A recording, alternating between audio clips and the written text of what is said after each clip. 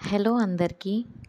ఈరోజు నేను రొయ్యలతో ఫ్రై ఎలా చేయాలో చేసి చూపిస్తాను.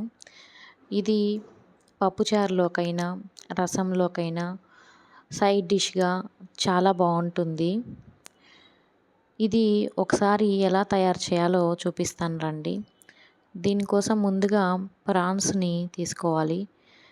ప్రాన్స్‌లో ఉండేటువంటి ఆ డైజెస్టివ్ సిస్టమ్ ఏదైతే ఉంటుందో దాన్ని ఈ విధంగా నైఫ్ పెట్టి నీట్‌గా తీసేసుకోవాలి. ఈ విధంగా ఒక్కొక్క రొయ్యని కూడా మనం నీట్‌గా చూపిస్తున్నట్లుగా నీట్‌గా తీసేసుకొని పక్కన పెట్టుకోవాలి. ఈ విధంగా రొయ్యల్ని నీట్‌గా శుభ్రపరచుకోవాలి.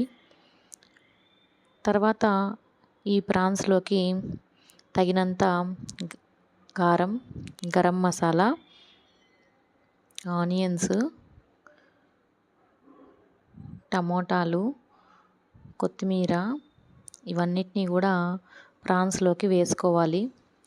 ఆ తర్వాత అల్లం వెల్లుల్లిపాయ బాగా మెత్తగా దంచుకోవాలి సరిపడా. ఆ పేస్ట్‌ని కూడా ఇందులోకి వేసుకోవాలి. వేసుకొని కలుపుతూ ఉండాలి. ఇప్పుడు ఈ ప్రాన్స్‌లోకి సరిపడా సాల్ట్‌ని కూడా యాడ్ చేసుకొని ఆ సాల్ట్ కూడా బాగా పట్టేలాగా ఆ ప్రాన్స్‌ని బాగా కలిపి పక్కన ఉంచుకోవాలి. అలాగ ఒక హాఫ్ ఎన్ అవర్ మ్యారినేట్ చేసి పక్కన పెట్టుకోవాలి. తర్వాత ఆ మొత్తాన్ని కూడా మనం ఒక కడాయిలో ఆయిల్ పెట్టుకొని హీట్ అయ్యాక దాన్ని మొత్తాన్ని కూడా ఇలా ట్రాన్స్ఫర్ చేసుకోవాలి. ఈ విధంగా ఆయిల్‌లోనే వేసి దాన్ని ఆ ప్రాన్స్‌ని బాగా ఇట్లా గరిటె పెట్టి బాగా కలబెట్టాలి.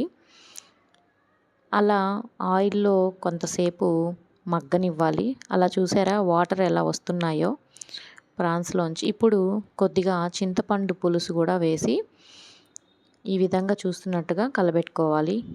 ఆ విధంగా ప్రాన్స్ బాగా దగ్గర పడిన తర్వాత మరొక కడాయిలోకి ఆయిల్‌ని పెట్టుకొని ఈ ప్రాన్స్ మొత్తాన్ని కూడా అందులోకి మరొకసారి వేసుకొని మరొకసారి ఈ విధంగా తిరగమాత పెట్టుకోవాలన్నమాట. ఇలా పెట్టుకోవడం వల్ల టేస్ట్ అనేది చాలా బావుంటుంది.